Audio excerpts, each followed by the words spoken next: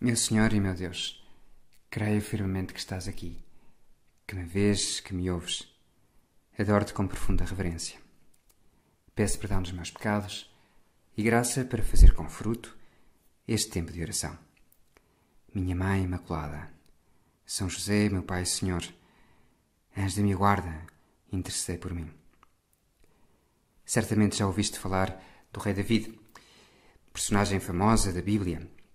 Todos vimos de pequeninos essas imagens, talvez de um jovem louro a enfrentar o gigante Golias e a derrotá-lo. Porém, é provável que não tenhas ouvido falar de que David é um dos grandes santos do Antigo Testamento. Um homem de coragem, de fortaleza, sim, mas também de um enorme amor a Deus, manifestado em muitas ocasiões e materializado em salmos. Salmos que compôs, ou pelo menos que a tradição lhe atribui. E um desses salmos lemos hoje na missa. Compadecei-vos de mim, ó Deus, pela vossa bondade, pela vossa grande misericórdia apagai os meus pecados. Lavai-me de toda a iniquidade e purificai-me de todas as culpas. O salmo reflete confiança em Deus e esperança certa na sua misericórdia. E qual é a razão? Ele próprio diz, na segunda estrofe, porque eu reconheço os meus pecados e tenho sempre diante de mim as minhas culpas. Pequei contra vós e fiz o mal diante dos vossos olhos. Ou seja, terá havido um tempo em que David não reconheceu o seu pecado. O que aconteceu? Pensa-se que este salmo terá sido composto por David depois de cair em si e perceber que tinha pecado gravemente contra o Senhor. Sim, o Rei Santo, o Rei David, o escolhido do Senhor, pecou e pecou gravemente. E ficou cego, não se deu conta. Esteve muito tempo sem se aperceber das suas ações e da gravidade delas. Efetivamente precisou da ajuda de um profeta, o profeta Natã, que lhe pede uma audiência e que lhe conta uma história de uma ovelhinha, a ele, um rei que tinha sido pastor, para que se desse conta. David pecara, efetivamente, e pecara gravemente. Desejara a mulher do próximo, cometera com ela adultério. Ao saber que estava grávida, tentou encobrir o feito e depois, ao ver que não conseguia encobri-lo, ditou uma ordem para que o marido dessa mulher, que era seu soldado, ficasse numa determinada zona da guerra que estava a travar e que o abandonassem e que, no fundo, parecesse que ele era morto na guerra, numa escaramuça, mas não, ele estava a determinar a sua morte. David é um assassino. E não se dá conta.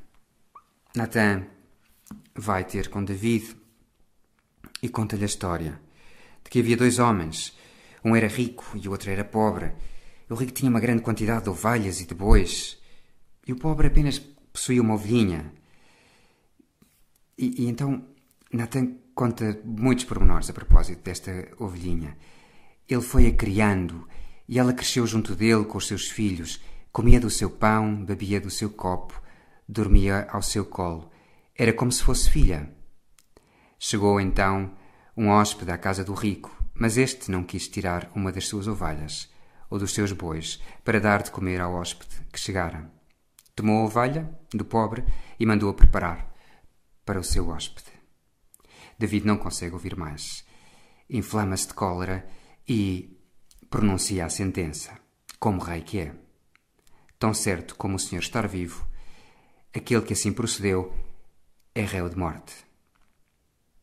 Então Natã diz-lhe: esse homem és tu.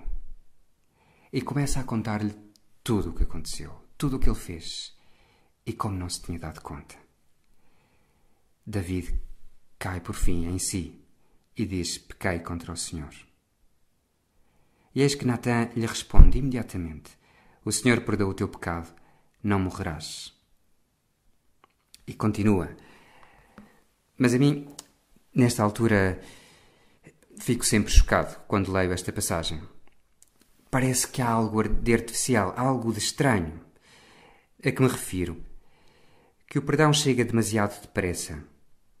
O lógico, parece-me, era que Natã, ao ouvir que David reconhecia o seu pecado, lhe dissesse, lhe continuasse a censurar, ou continuasse a censurar, a recordar-lhe a sua obrigação. Como é que não te deste conta disto?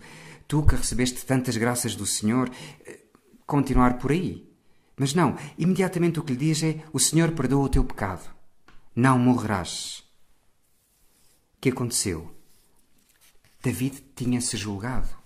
Ao ouvir aquela história, julgou-se e pronunciou a sentença: esse homem é réu de morte.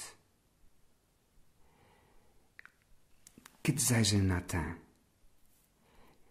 Desejava que David acordasse, que abrisse os olhos, que voltasse a ser o David de antes. Mas não que se julgasse, não queria que morresse. É isto o que Deus deseja de David. E é isto o que tu, Senhor, desejas de mim hoje. Por isso, hoje, bem no início da Quaresma, a Igreja fala-nos do jejum. E podemos pensar em jejum como nas renúncias e sacrifícios de Quaresma. Mas não num jejum qualquer, mecânico, ritualista. O jejum que me agrada, diz a primeira leitura, não será antes este quebrar as cadeias injustas, desatar os laços de servidão, pôr em liberdade os oprimidos, destruir todos os julgos? Então, a tua luz despontará como a aurora e as tuas feridas não tardarão em sarar. Um jejum assim, com estas consequências, motiva-nos, enche-nos de esperança. E é essa esperança que está presente no salmo que hoje lemos na missa. Lava-me e ficarei mais branco do que a neve. Que diferente da sentença anterior, réu de morte. Que audácia! Ficarei mais branco do que a neve, porque tu me podes limpar, Senhor, porque eu reconheço o meu pecado. Então, sim, tu já me podes limpar. Tão diferente do juízo anterior, do juízo do filho mais velho, mais novo da parábola, aquele que cai em si e que se julga também.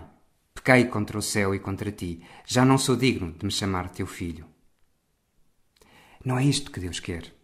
Por isso, imediatamente lhe diz, pondo-lhe um anel no dedo, porque é meu filho, continua a ser meu filho, o anel da filiação. O pai não quer que ele se julgue, mas que se arrependa, que peça perdão, que volte para casa. Esta é a resposta ao Evangelho de hoje. Por que jejuar? Sim, para despertarmos, para dizer com David, eu reconheço os meus pecados, mas com esperança, sem se julgar, abrindo-se à misericórdia do Pai. O Papa Francisco conta como Albino Luciani, ao pregar aos padres, lhes falava da parábola do filho pródigo e o descrevia como um pai que espera à porta, que nos vê quando ainda estamos longe, se comove e correndo recebe-nos e abraça-nos afetuosamente. O nosso pecado torna-se então quase uma joia que lhe podemos oferecer para lhe dar a consolação de perdoar. Como fazem os senhores quando se oferecem joias. E não é uma derrota, mas uma gloriosa vitória, deixar vencer Deus. Dar-lhe o meu pecado para que ele vença. Dar-lhe o meu pecado que se converte numa joia para o meu Deus, porque a sua alegria é perdoar. A sua felicidade é perdoar, é ver que eu voltei para casa. Que feliz ficará Maria, nossa mãe, ao ver-nos deixar vencer Deus, reconhecendo os nossos pecados e recorrendo, cheios de esperança, à sua misericórdia. Dou-te graças, meu Deus, pelos bons propósitos, afetos e inspirações que me comunicaste nesta meditação. Peço-te ajuda para os pôr em prática. Minha Mãe Imaculada, São José, meu Pai e Senhor, anjo da minha guarda, intercedei por mim.